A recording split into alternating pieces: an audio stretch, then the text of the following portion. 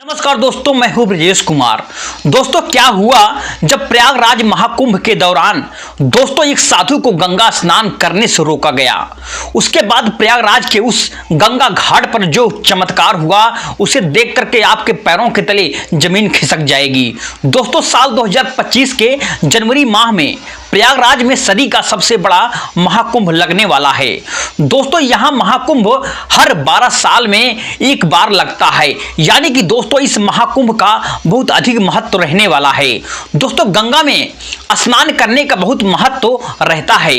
इसी वजह से देश और दुनिया से कई लोग दोस्तों प्रयागराज के इस महाकुंभ में पहुंचने वाले हैं। लेकिन दोस्तों अभी हाल में ही जो घटना सबके सामने निकल कर आ रही है उसने सभी के दोस्तों होश उड़ा दिए हैं। जहां पर दोस्तों एक साधु महाराज को गंगा नदी में स्नान करने से रोका गया। कोई भी महाकुंभ साधुओं के बिना दोस्तों अधूरा है, क्योंकि यह साधु संतों के आगमन और स्नान से ही संपूर्ण माना जाता है। दोस्तों, देश भर में साधु महाकुंभ शुरू होने के कई दिनों पहले ही प्रयागराज पहुंच जाते हैं।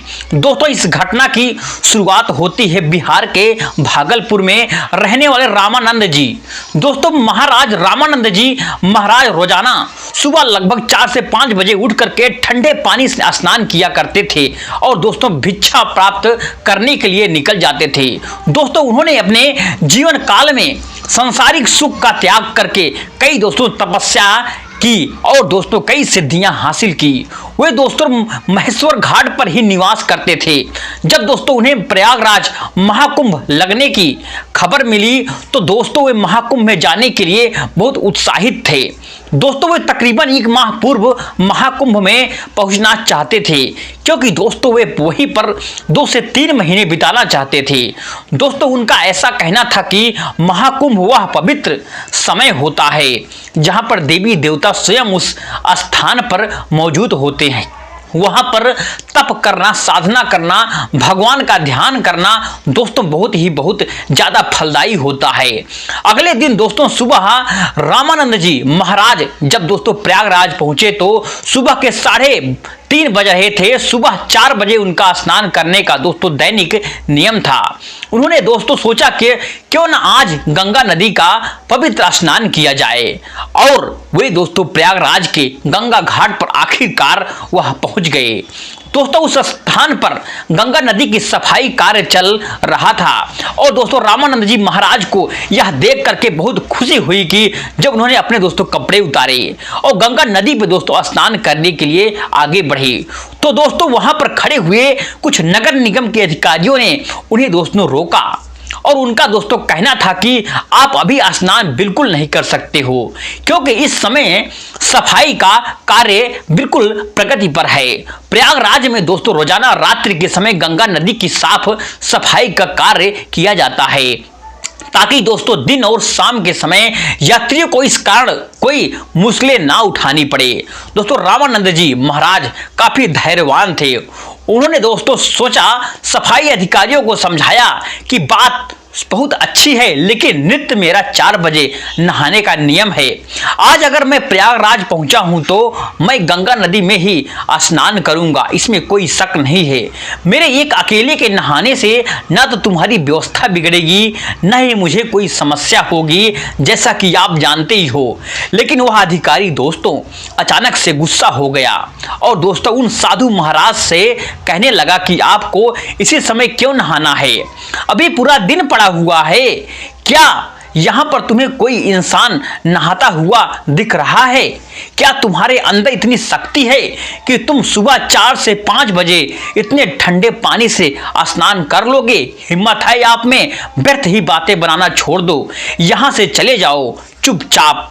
अभी तक दोस्तों रामानंद जी महाराज बहुत ही विनम्र थे और काफी धैर्यवान थे, लेकिन दोस्तों उस अधिकारी के अब शब्दों को सुनकर के दोस्तों अचानक उन्हें बहुत ही बुरा लगा और दोस्तों ऐसा मानना है था कि गंगा नदी पर दोस्तों किसी का अधिकार नहीं है। यह तो साक्षात भगवान शंकर की जटाओं से निकलती है, जिसके अंदर सभी को अपने पाप धोने का संपूर्ण अधिकार है और इसके लिए कोई निश्चित समय बिल्कुल नहीं हो सकता है। लेकिन दोस्तों समय रामानंद जी महाराज ने उस अधिकारी को कुछ नहीं कहा और दोस्तों सामने घाट पर के ध्यान अवस्था में बैठ गए। सबको लग रहा था दोस्तों वे साधु महाराज मान गए और पीछे हट गए हैं। अब दोस्तों जब पुनः गंगा नदी के अंदर साफ सफाई की मशीनों को दोस्तों शुरू किया गया तो अचानक से दोस्तों एक बहुत बड़ी घटना घट गई। दोस्तों वे सभी मशीनें शुरू होने का नाम ही नहीं ले रही थी। दोस्तों ऐसा लग रहा था कि मानो वह बिल्कुल जाम हो गई हों या उनके अंदर बहुत सारा कचरा फंस गया हो।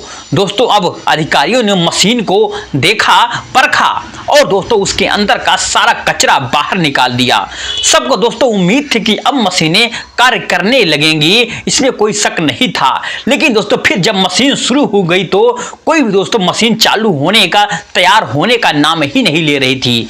सभी अधिकारी दोस्तों बहुत हैरान थे, किसी की भी दोस्तों समझ में नहीं आ रहा था। लेकिन जब दोस्तों मशीन चालू नहीं हुई तो कई मैकेनिकल इंजीनियरों को दोस्तों टीम को बुलाया गया, मशीन देखने के लिए बुलाया गया। उन दोस्तों सभी मैकेनिकों ने मशीन को दोस्तों अच्छी तरह से जांच परख की। यही पाया गया कि मशीन तो बिल्कुल सही है, लेकिन इसके चालू न होने का आखिरकार कारण क्या है, किसी को समझ नहीं आ रहा था। फिर दोस्तों रामानंद जी महाराज अभी भी दोस्तों उसी घाट पर ध्यान अवस्था में बैठे हुए थे। गंगा नदी का दोस्तों साफ सफाई का कार्य उस दिन दोस्तों रुका हुआ था। सभी लोग दोस्तों बहुत ही हैरान थे। उस समय दोस्तों जो मैकेनिक इंजीनियर वहां पर मशीन सही करने आया था, उसने दोस्तों जब रामानंद जी महाराज जी को देखा तो उसकी आंखें दोस्तों खुली खुली सी रह गई। वह दोस्तों रामानंद जी महाराज के चरणों में के जाग गिरा और दोस्तों बाबा उसे आशीर्वाद देने लगे। फिर दोस्तों वह सभी अधिकारियों को बताने लगा कि महेश्वर के सिद्ध महाराज बचपन के समय पर एक बार जब मुझे सांप ने डस लिया था तो इन्होंने ही अपने चमत्कारी से मेरी जान बचाई थी, इसमें कोई शक नहीं है। तब उस अधिकारी को दोस्तों अपनी गलती का बिल्कुल एहसास हुआ और वह समझ चुका था कि अगर यह अपने दैनिक नियम के अनुसार लगभग 4 साढ़े 4 बजे गंगा स्नान करना चाहते थे तो मुझे इन्हें रोकने का अधिकार बिल्कुल भी नहीं था। मैंने जो इनका अपमान किया है, इन्हें भला बुरा कहा है, गंगा नदी में स्नान करने से रोक दिया है, उसी का परिणाम है कि आज मशीनों की खराबी के रूप में हम भुगत रहे हैं। अब यही हमारी समस्या का समाधान कर सकते हैं, हमें इनकी माफी मांगनी पड़ेगी। सभी दोस्तों फिर अधिकारी मिलकर के रामानंद जी महाराज के पास गए और दोस्तों उनके चरणों में आखिरकार बैठ गए हाथ जोड़ करके और कहा कि हमें इस बात का अंदाजा नहीं था बाबा कि आप एक दिव्य संत हो, हमसे बहुत ही बड़ी भूल हो गई है, हमें आपको स्नान करने से बिल्कुल भी रोकना ही नहीं चाहिए था। दोस्तों फिर रामानंद जी महाराज अभी भी दोस्तों बहुत ही विनम्र थे और दोस्तों उन्होंने अधिकारियों से कहा कि यह जरूरी नहीं है कि कोई संत चमत्कारी होए तभी ही उसे गंगा में स्नान की अनुमति जाए। गंगा नदी के ऊपर साधु संतों का सबसे पहला अधिकार है। सभी अधिकारियों दोस्तों उनके हाथ जोड़ करके कहा, बाबा आप गंगा नदी में स्नान कर सकते हैं, हम आपसे बहुत माफी मांगते हैं, चरण पकड़ के माफी मांगते हैं। दोस्तों महाराज रामानंद जी महाराज समझ चुके थे कि सभी अधिकारियों को उनकी गलती का बिल्कुल साफ साफ एहसास हो गया है, उनका अभिमान बिल्कुल दूर हो गया है। उन्हें दोस्तों विनम्रता पूर्वक उन अधिकारियों से कहा कि तुम चिंता क्यों करते हो, अभी समय कहाँ बीता है, जरा अपनी घड़ी में समय तो देखो, आखिर क्या बजे हैं। जब दोस्तों सभी अधिकारियों ने अपनी घड़ी में समय देखा तो दोस्तों उनके रोंगटे खड़े हो गए, उनके पैरों के तले जमीन खिसक गई, क्योंकि दोस्तों उस समय सुबह के 4 बज रहे थे। किसी भी दोस्तों अधिकारी को यह समझ नहीं आ रहा था आखिर इतना बड़ा चमत्कार कैसे हुआ। आखिर दोस्तों रामानंद जी महाराज ने अपने दोस्तों चमत्कार से समय को दोस्तों कैसे पलट दिया। इतना बड़ा चमत्कार देखकर दोस्तों सभी अधिकारी उनके दोस्तों चरणों में गिर गए माफी मांगने के लिए और बाबा की जयकार लगाने लगे।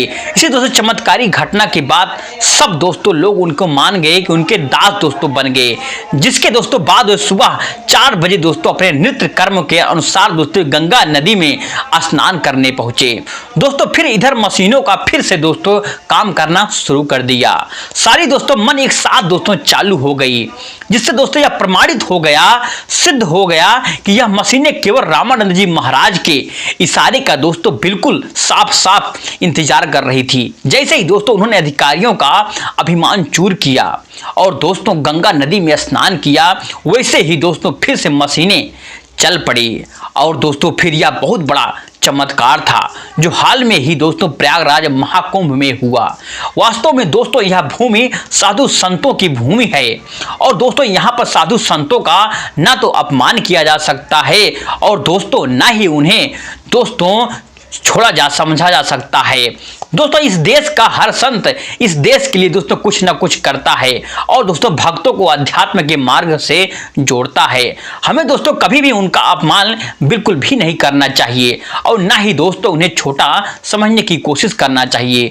दोस्तों इस पूरी घटना को लेकर के आपके क्या विचार हैं, हमें नीचे दोस्तों कमेंट बॉक्स में जरूर बताइएगा। चलिए दोस्तों मिलते हैं नेक्स्ट वीडियो में एक नई कहानी के साथ। तब तक के लिए जय हिंद, जय भारत, जय हिंदुस्तान।